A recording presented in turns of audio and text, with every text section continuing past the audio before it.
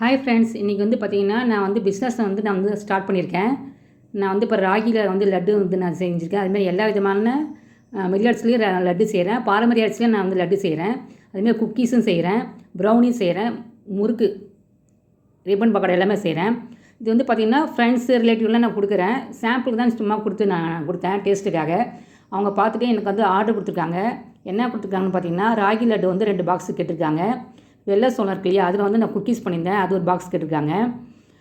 Brownie பார்த்திங்கன்னா ராகியில் 1/2 kg 2 கேட்டிருக்காங்க. மாப்பிள சம்பா ரிப்பன் பக்கோடா இருக்கு இல்லையா, அது 100 கிராம் 2 கேட்டிருக்காங்க.